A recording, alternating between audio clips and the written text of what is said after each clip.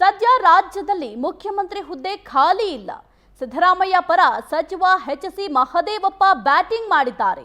5 ವರ್ಷ ಅಧಿಕಾರ ನಡೆಸುವಂತೆ ಜನ ಆಶೀರ್ವದಿಸಿದ್ದಾರೆ. ಸದ್ಯ ರಾಜ್ಯದಲ್ಲಿ ಮುಖ್ಯಮಂತ್ರಿಯ ಹುದ್ದೆ ಖಾಲಿ ಇಲ್ಲ. ಸಿದ್ದರಾಮಯ್ಯ ಪರ ಸಚಿವ ಎಚ್.ಸಿ. ಮಹದೇವಪ್ಪ ಬ್ಯಾಟಿಂಗ್ ಮಾಡಿದ್ದಾರೆ. 5 ವರ್ಷ ಅಧಿಕಾರ ನಡೆಸುವಂತೆ ಜನ ಆಶೀರ್ವಾದ ಮಾಡಿದ್ದಾರೆ. ಶಾಸಕರ ಅಭಿಪ್ರಾಯದ ಮೇಲೆ ಸಿಎಂ ನೇಮಕವಾಗಿದ್ದಾರೆ. ಸದ್ಯ ಸಿಎಂ ಹುದ್ದೆ ಖಾಲಿ ಇಲ್ಲ, ಇದರ ಬಗ್ಗೆ ಚರ್ಚೆ ಮಾಡೋದು ಬೇಡ, ಇದು ಅನವಶ್ಯಕ. ಲೋಕಸಭಾ ಚುನಾವಣೆಯ ವೇಳೆ ಡಿಸಿಎಂ ವಿಚಾರ ಚರ್ಚೆ ಆಗಿತ್ತು.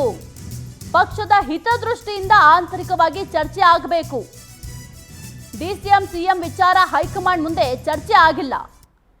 ಬೆಳಗಾವಿಯಲ್ಲಿ ಸಚಿವ ಎಚ್.ಸಿ. ಮಹದೇವಪ್ಪ ಸ್ಪಷ್ಟನೆಯನ್ನ ನೀಡಿದ್ದಾರೆ.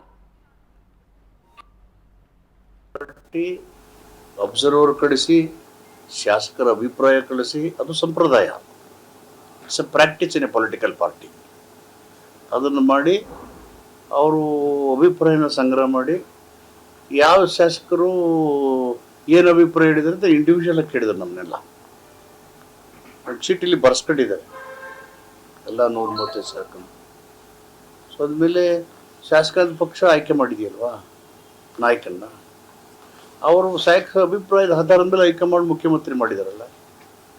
ಮುಖ್ಯಮಂತ್ರಿ ಹುದ್ದೆ ಖಾಲಿ ಇಲ್ದಿದ್ಮೇಲೆ ಮುಖ್ಯಮಂತ್ರಿ ಹುದ್ದೆ ಚರ್ಚೆ ಮಾಡೋದು ಅವಶ್ಯಕತೆ ಏನಿದೆ?